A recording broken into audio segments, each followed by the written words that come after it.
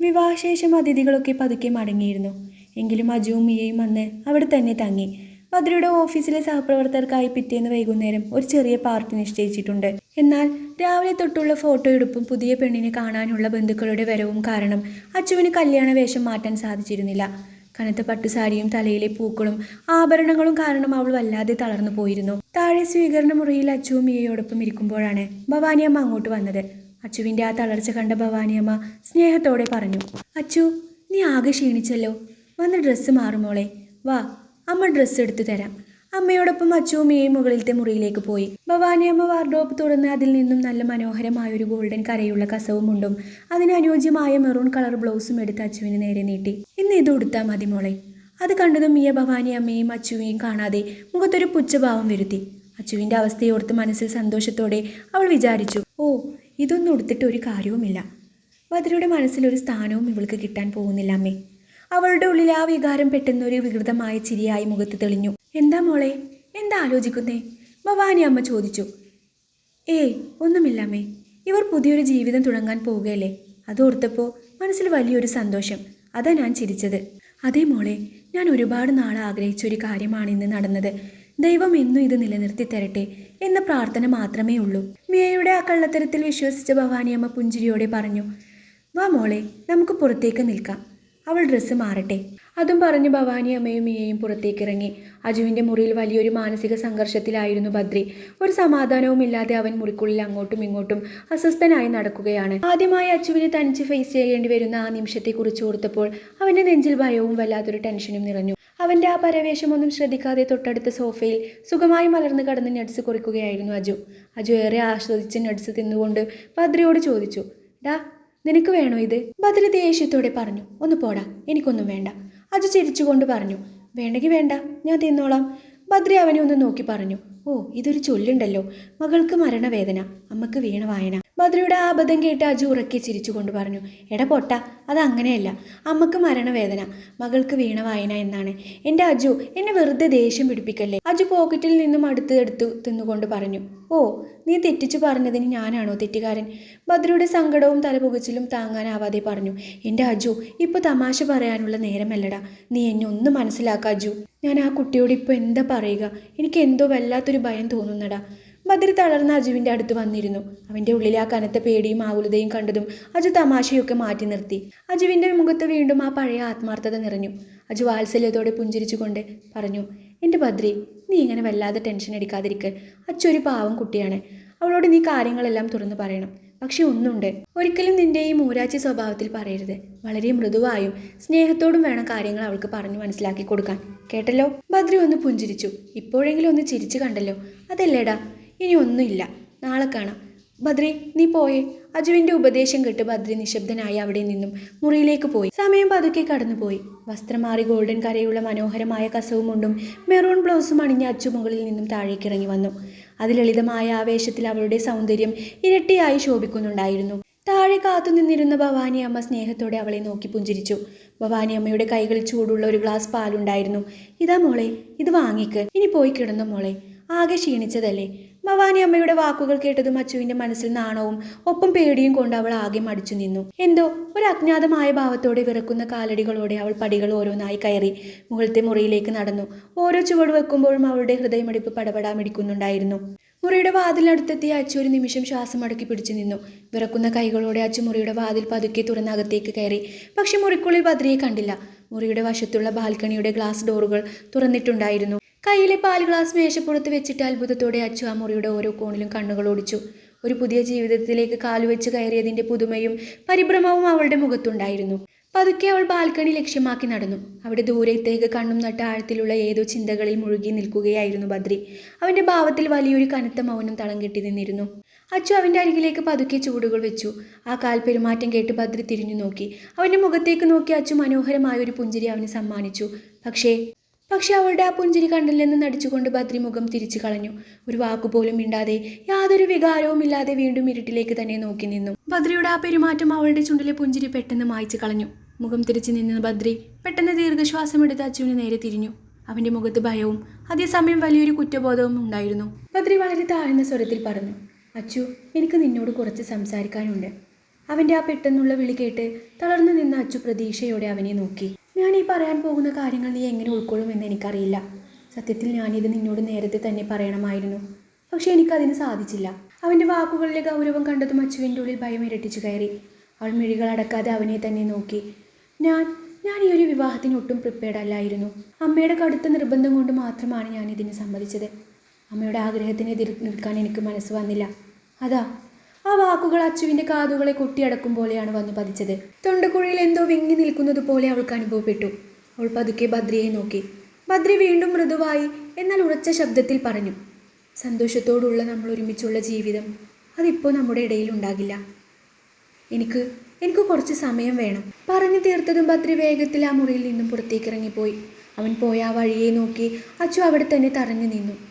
എന്താണ് ചെയ്യേണ്ടതെന്നോ എന്താണ് കേട്ടതെന്നോ തിരിച്ചറിയാനാവാതെ അവൾ സ്തംഭിതയായി പോയിരുന്നു. ഒരുപാട് പ്രതീക്ഷയോടെ പുതിയ ജീവിതത്തിലേക്ക് കയറി വന്നിട്ട് താൻ കേൾക്കേണ്ടി വരുന്ന ആ വാക്കുകൾ അവളെ ശരിക്കും തളർത്തിക്കളഞ്ഞു. ബദ്രിയുടെ ഓരോ വാക്കും അവളുടെ ഹൃദയത്തിലേക്ക് പതിച്ചത് ആഴത്തിൽ മുറിവേൽപ്പിക്കുന്ന മുള്ളുകളായിട്ടായിരുന്നു. മുറി മുഴുവനും കനത്ത നിശബ്ദത തളം കെട്ടി നിന്നു. പക്ഷേ ആ നിശബ്ദതയ്ക്കുള്ളിൽ അവളുടെ ഉള്ളിൽ മാത്രം ഓരോന്നായി നെയ്തു കൂട്ടിയ സ്വപ്നങ്ങളെല്ലാം പതിയെ തകർന്നടിയുകയായിരുന്നു. ആരെങ്കിലും അന്ന് ഇതൊരു കള്ളമാണെന്നോ വെറുമൊരു സ്വപ്നമാണെന്നോ പറഞ്ഞൊന്ന് വിളിച്ചുണർത്തിയിരുന്നെങ്കിൽ എന്നവൾ വെറുതെ ആശിച്ചുപോയി. കരച്ചിലടക്കാനാവാതെ തിരികെ ആ മുറിക്കുള്ളിൽ കയറാൻ പോലും ശക്തിയില്ലാതെ അവൾ തളർന്നു.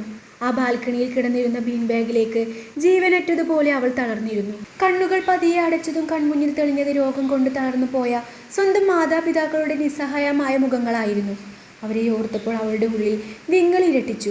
ആ പാതിരാത്രിയുടെ കനത്ത നിശബ്ദതയിലേക്ക് കണ്ണും നട്ടവൾ അനങ്ങാതെയിരുന്നു. ഉറക്കെ പൊട്ടിക്കരയാൻ അവൾക്ക് തോന്നുന്നുണ്ടായിരുന്നു. അതിന് പോലും കഴിയാതെ അവൾ ഉള്ളിലൊതുക്കി. നിലാവിൻ്റെ തണുത്ത കാറ്റ് അവളെ പൊതിഞ്ഞ് തലോടുമ്പോഴും ഉള്ളിലെ നീറ്റൽ മാറ്റാൻ അതിനൊന്നുമായില്ല. ആ തണുപ്പിലും അവളുടെ ഹൃദയം നീറിപ്പുകയുകയായിരുന്നു. അന്ന് രാത്രി ബദ്രി ആ മുറിയിലേക്ക് തിരികെ വന്നതേയില്ല. രാത്രിയുടെ ഏതോ യാമത്തിൽ തണുത്ത കാറ്റേറ്റ് അച്ചു ബാൽക്കണിയിൽ തന്നെ എപ്പോഴും ഉറങ്ങിയിരുന്നു. രാവിലെ പെട്ടെന്ന് കണ്ണു തുറന്നപ്പോഴാണ് താൻ ഇന്നലെ രാത്രി മുഴുവനും ഇവിടെ തന്നെ ആയിരുന്നല്ലോ എന്ന ബോധം അവൾക്ക് വന്നത്. അവൾ പതുക്കെ എഴുന്നേറ്റ് വിറക്കുന്ന കാലടികളോടെ മുറിയിലേക്ക് നടന്നു. പക്ഷെ മുറിയിൽ ബദ്രി ഉണ്ടായിരുന്നില്ല. അച്ചു വേദനയോടെ മനസ്സിൽ വിചാരിച്ചു, ഇന്നലെ രാത്രി പോയതല്ലേ, അദ്ദേഹം ഇതുവരെ തിരികെ വന്നില്ലേ, എങ്ങോട്ട് പോയിട്ടുണ്ടാകും? മനസ്സിൽ അനേകം ചോദ്യങ്ങളുമായി അവൾ വാർഡ്രോബ് തുറന്ന് വസ്ത്രമെടുത്ത് ബാത്റൂമിലേക്ക് കയറി. ഷവറിൽ നിന്നും തണുത്ത വെള്ളം ശരീരത്തിലേക്ക് വീഴുമ്പോഴും അവളുടെ ഉള്ളം നീറുകയായിരുന്നു. ആ തണുത്ത വെള്ളത്തുള്ളികൾക്കൊപ്പം അവളുടെ മിഴികളിൽ നിന്നും കണ്ണുനീർ തടസ്സമില്ലാതെ ഒഴുകിയിറങ്ങി. ഡ്രസ്സ് മാറി പുറത്തേക്ക് ഇറങ്ങി അവൾ കണ്ണാടിയുടെ മുന്നിലേക്ക് ചെന്നു നിന്നു.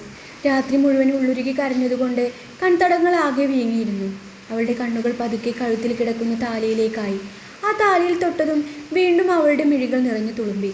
വിറക്കുന്ന വിരലുകളോടെ മേശപ്പുറത്തിരുന്ന സിന്ദൂരച്ചെപ്പ് തുറന്ന് അതിൽ നിന്നും ഒരൽപ്പം സിന്ദൂരമെടുത്ത് അവൾ നെറ്റിയിൽ ചാർത്തി.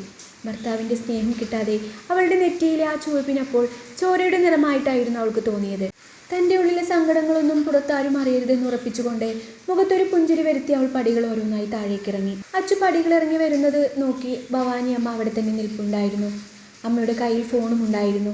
ഭവാനി അമ്മ സന്തോഷത്തോടെ ഫോണിലേക്ക് നോക്കി പറഞ്ഞു, ദാ സുമതി, മോള് വന്നു കേട്ടോ, ഞാൻ കൊടുക്കാം. മോളെ, അമ്മയാണ്. കുറേ നേരമായി വിളിച്ചിട്ട്, മോളെ കാണാത്തോണ്ട് ഞങ്ങൾ ഓരോ നാട്ടുവർത്താനങ്ങളും പറഞ്ഞിരിക്കുകയായിരുന്നു. നിന്നെ കാണാതെ അമ്മയ്ക്കൊരു സമാധാനവും ഇല്ല എന്ന്. നീ സംസാരിക്ക്, അമ്മ ഇപ്പോൾ വരാം. ഭവാനി അമ്മ കയ്യിൽ കൊടുത്ത ഫോൺ വിറക്കുന്ന കൈകളോടെ അച്ചു ചെവിയോട് ചേർത്ത് പിടിച്ചു. അച്ചു തൊണ്ടയിടറിക്കൊണ്ട് പറഞ്ഞു, ഹലോ അമ്മ. അമ്മ അവളുടെ ശബ്ദത്തിലുള്ള മാറ്റം മനസ്സിലാക്കി അപ്പുറത്തു നിന്നും വാത്സല്യത്തോടെ ചോദിച്ചു, മോളെ എന്താ ശബ്ദം എന്തോ പോലെയുള്ള, മോൾ കരയാണോ? അച്ചു സങ്കടം ഉള്ളിൽ ഒതുക്കിക്കൊണ്ട് തുടർന്നു, ഏയ് ഒന്നുമില്ലമ്മ, എന്തോ നിങ്ങളെയൊക്കെ വിട്ടുപോകുന്നതിൻ്റെ ഒരു സങ്കടം. എൻ്റെ കുഞ്ഞ് അതൊന്നും ഓർത്ത് സങ്കടപ്പെടേണ്ട കേട്ടോ. നല്ല സന്തോഷത്തോടെ അവിടെ നിൽക്കണം കേട്ടോ. അച്ഛനെവിടെ അമ്മേ? ഇതാ അടുത്ത് തന്നെയുണ്ട്, ഞാൻ കൊടുക്കാം. അച്ചൂട്ടി, സന്തോഷമായിരിക്കണം കേട്ടോ. ഓരോന്നാലോചിച്ച് മനസ്സ് വിഷമിച്ച് അവിടെ ഉള്ളവരെ കൂടി ബുദ്ധിമുട്ടിക്കരുത് കേട്ടോ. ഭാസ്കരൻ വാത്സല്യത്തോടെ ശകാരിച്ചു എന്ന് മട്ടിൽ പറഞ്ഞു. പക്ഷേ അവൾക്കൊന്നും മൂളാൻ മാത്രമേ കഴിഞ്ഞുള്ളൂ. സങ്കടം കൊണ്ട് തൊണ്ടയിൽ വല്ലാത്തൊരു വേദന തടഞ്ഞു നിൽക്കുകയായിരുന്നു. ഉള്ളിലെ വിങ്ങൽ പുറത്തു വരാതിരിക്കാൻ അവൾ ചുണ്ടുകൾ കടിച്ചമർത്തി. അനുവും അമ്മുവും എവിടെ അച്ഛ? അവർ ഉണരുന്നേ ഉള്ളൂ മോളെ. ഭാസ്കരൻ്റെ മിഴികൾ നിറഞ്ഞൊഴുകുന്നുണ്ടായിരുന്നു. അപ്പോഴേക്കും അപ്പുറത്തു നിന്നും സുമതി ഫോൺ വാങ്ങി ഭാസ്കരനെ ശാസിക്കുന്ന മട്ടിൽ പറഞ്ഞു, ഈ മനുഷ്യനെ ആ കൊച്ചിനെ കൂടി കരയിക്കാനായിട്ട്. അച്ചൂട്ടി, എന്ന് വെച്ചോ മോളെ, അമ്മയൊക്കെ അടുക്കളയിൽ സഹായിക്കാൻ കൂടണം കേട്ടോ. ശരി മോളെ, അമ്മ പിന്നെ വിളിക്കാം. ഫോൺ കട്ടായതും അച്ചുവിൻ്റെ ശരീരം മുഴുവനും വിറക്കാൻ തുടങ്ങി. കരച്ചിലടക്കാനാവാതെ തളർന്നിരിക്കുന്ന അവളുടെ അരികിലേക്ക് ഭവാനി അമ്മ ഒരു കപ്പ് ചായയുമായി വന്നു. അവർ ആ ചായ മേശപ്പുറത്ത് വെച്ച് അച്ചുവിൻ്റെ അടുത്തിരുന്നു. അമ്മയുടെ അടുത്തു നിന്നും കിട്ടുന്ന ആ ഒരു ചേർത്ത് പിടിക്കലിനായി അച്ചുവിൻ്റെ ഉള്ളം അത്രമേൽ ആഗ്രഹിക്കുന്നുണ്ടായിരുന്നു. ഭവാനി അമ്മ അവളെ പതുക്കെ തന്നിലേക്ക് ചേർത്ത് പിടിച്ചു. ഭവാനി അമ്മ വാത്സല്യത്തോടെ തലമുടിയിൽ തഴുകിക്കൊണ്ട് പറഞ്ഞു, എൻ്റെ കുട്ടി കരയാതിരിക്ക്. നമ്മൾ പെൺകുട്ടികൾക്ക് ഇങ്ങനെയൊക്കെ നമ്മുടെ ജീവിതത്തിൽ പറഞ്ഞതാ. കുറച്ച് കഴിയുമ്പോൾ നമ്മളെ വീട്ടുകാരെയൊക്കെ പിരിഞ്ഞിരിക്കേണ്ടി വരും. എൻ്റെ കുട്ടി ഇവിടെ ഒറ്റയ്ക്കല്ല കേട്ടോ. എന്തിനും നിൻ്റെ കൂടെ ഈ അമ്മയുണ്ട്. നിനക്ക് എന്നോട് എന്തും തുറന്നു പറയാം. ആ വാക്കുകൾ കേട്ടതും അത്ര നേരം ഉള്ളിലൊതുക്കിയിരുന്ന അച്ചുവിൻ്റെ സങ്കടങ്ങളെല്ലാം പുറത്തേക്ക് ഒഴുകി. അവൾ ഭവാനി അമ്മയുടെ മാറോട് ചേർന്ന് വിങ്ങിപ്പൊട്ടി കരഞ്ഞു. ഭവാനി അമ്മ ചെറുചിരിയോടെ കണ്ണു തുടച്ചുകൊണ്ട്, അയ്യേ ഇങ്ങനെ കരയാതെ, മതി കരഞ്ഞത്. ഈ കാഴ്ച കണ്ടുകൊണ്ടാണ് മിയ അങ്ങോട്ട് വന്നത്. മിയ പുച്ഛത്തോടെയും കള്ളച്ചിരിയോടെയും പറഞ്ഞു, എന്താ അമ്മയും മോളും കൂടെ രാവിലെ തന്നെ ഒരു പരിപാടി? ഭവാനി അമ്മ കൊഞ്ചലോടെ പറഞ്ഞു, മോളെ മിയ, ഇത് കണ്ടോ? അച്ചു കൊച്ചു കുട്ടിയെ പോലെ കരയുന്നത്. മിയക്ക് കടുത്ത ദേഷ്യം തോന്നിയെങ്കിലും അത് പുറത്ത് കാണിക്കാതെ അവൾ വിഷം കലർന്ന വാക്കുകൾ പുറത്തെടുത്തു. പെൺകുട്ടികളുടെ ജീവിതം ഇങ്ങനെയൊക്കെ തന്നെയാണല്ലേ അമ്മേ. പുതിയൊരു ജീവിതത്തിലേക്ക് കടക്കുമ്പോൾ എല്ലാത്തിനും ഒരു അഡ്ജസ്റ്റ്മെൻറ്റ് വേണ്ടി വരുമല്ലേ? മിയയുടെ ആ വാക്കുകളിലെ പരിഹാസവും അർത്ഥവും അച്ചുവിന് വല്ലാതെ ഫീൽ ചെയ്തു. ആ വാക്കുകൾ തന്നെ ഉദ്ദേശിച്ചാണെന്ന് തോന്നിയ അച്ചു ഭവാനി അമ്മയിൽ നിന്നുള്ള പിടിവിട്ട് മിയയെ നോക്കി.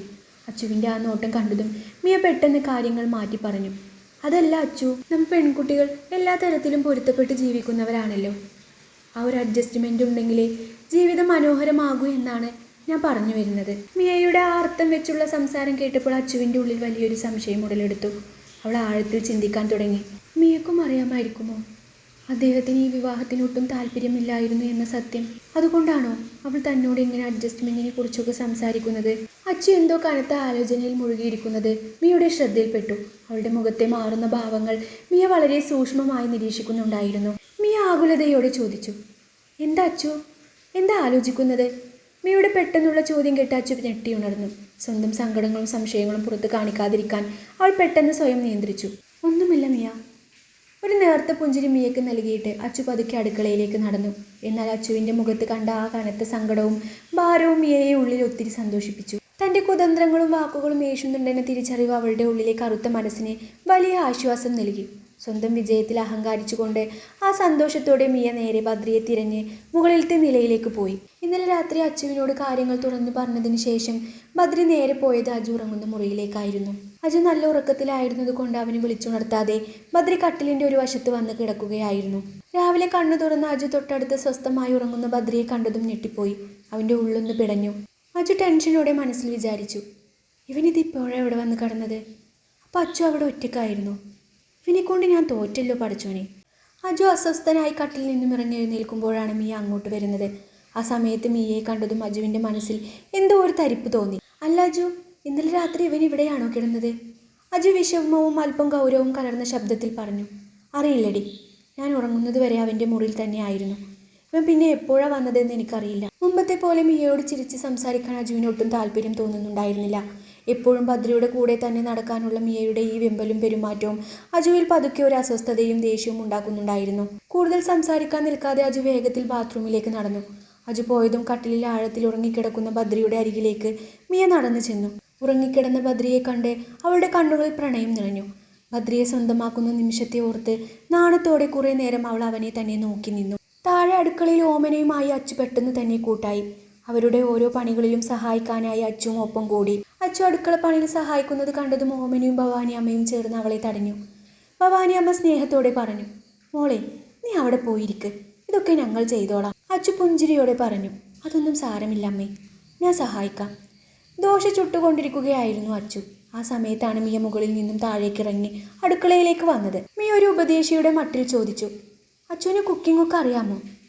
മിയയുടെ ആ ചോദ്യത്തിന് അച്ചു മറുപടി പറയുന്നതിന് മുൻപ് ഭവാനി അമ്മ ഇടപെട്ടു. ഭവാനി അമ്മ മേന്മയോടെയും ആത്മവിശ്വാസത്തോടെയും പറഞ്ഞു, അവൾക്ക് എന്താ അറിയാത്തത് എന്ന് ചോദിക്കുന്നതാ മോളെ നല്ലത്. അവൾക്ക് ഈ ചെറുപ്രായത്തിൽ തന്നെ എല്ലാ പണികളും നന്നായി അറിയാം മോളെ. ഭവാനി അമ്മ അച്ചുവിനെ പുകഴ്ത്തി പറയുന്നത് കേട്ടതും മിയയുടെ ഉള്ളിൽ കടുത്ത അമർഷവും പുച്ഛവും തോന്നി. അവൾ മനസ്സിൽ വിചാരിച്ചു, അതെന്തായാലും നന്നായി, അടുക്കളയിലെങ്കിലും സ്ഥാനം കിട്ടിയല്ലോ. ഇനി അടുക്കളക്കാരിയായി ഇവിടെ തന്നെ തുടരാം. ബദ്രിയുടെ ഭാര്യ എന്ന പദവി അതൊരിക്കലും നിനക്ക് കിട്ടില്ല. അവൻ്റെ ജീവിതത്തിൽ ഒരു സ്ഥാനവും നിനക്കൊരിക്കലും കിട്ടാനും പോകുന്നില്ല. മിയ ഉള്ളിലെ വിഷം മറച്ചു വെച്ച് അച്ചുവിനെ തന്നെ കുറച്ചു നേരം നോക്കി. അതിനുശേഷം പതുക്കെ അച്ചുവിൻ്റെ അരികിലേക്ക് നടന്നു ചെന്നു. മിയ ഒരു ചിരിയോടെ അച്ചുവിൻ്റെ അടുത്ത് ചെന്ന് ചോദിച്ചു, എനിക്കും കൂടി പഠിപ്പിച്ചു തരണേ ഓരോ വിഭവങ്ങൾ ഉണ്ടാക്കാൻ. അതിന് മറുപടിയായി ഓമന സന്തോഷത്തോടെ മറുപടി പറഞ്ഞു, അതിനെന്താ മോളെ, ഞാൻ പഠിപ്പിച്ചു തരാലോ. എന്താ ആദ്യം പഠിക്കേണ്ടത്?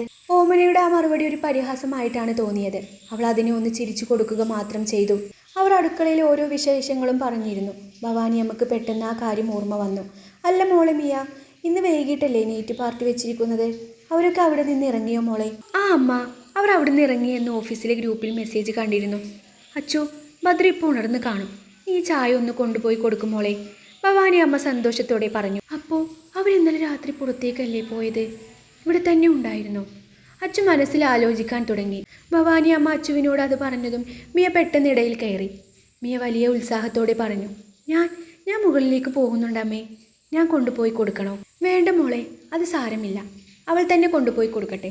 ഭവാനി അമ്മയുടെ ആ പെട്ടെന്നുള്ള മറുപടി മിയ ഒട്ടും പ്രതീക്ഷിച്ചിരുന്നില്ല. തൻ്റെ ആഗ്രഹത്തിന് തടസ്സം നിന്ന ഭവാനി അമ്മയുടെ മറുപടി കേട്ട് ഉള്ളിൽ കടുത്ത ദേഷ്യം തോന്നിയെങ്കിലും പുറത്തത് കാണിക്കാതെ പുച്ഛമായ മുഖഭാവത്തോടു കൂടി അവൾ മെല്ലെ മുകളിലേക്ക് കയറിപ്പോയി. മിയ പോയതും ഭവാനി അമ്മ നീട്ടിയ ചൂടുള്ള ചായക്കപ്പ് വിറക്കുന്ന കൈകളോടെ അച്ചു വാങ്ങി. ഭദ്രയെ വീണ്ടും അഭിമുഖീകരിക്കേണ്ടി വരുന്നതിൻ്റെ ഭയം അവളുടെ ഉള്ളിലുണ്ടായിരുന്നു. അവൾ പതുക്കെ മുന്നോട്ട് നടന്നു. അപ്പോഴാണ് ഭവാനി അമ്മ വീണ്ടും വിളിച്ചത്. അയ്യോ മോളെ, അവിടെ നിൽക്ക്, അജുവും അവിടെ കാണും, അവനും കൂടി കൊടുത്തേക്ക്. അതും പറഞ്ഞ് ഭവാനി അമ്മ ഒരു കപ്പ് ചായ കൂടി അച്ചുവിൻ്റെ കൈകളിലേക്ക് എടുത്തു നൽകി. 2 കപ്പ് ചായയും പിടിച്ച് ഹൃദയമിടിപ്പോടെ അച്ചു പടികൾ ഓരോന്നായി മുകളിലേക്ക് കയറാൻ തുടങ്ങി.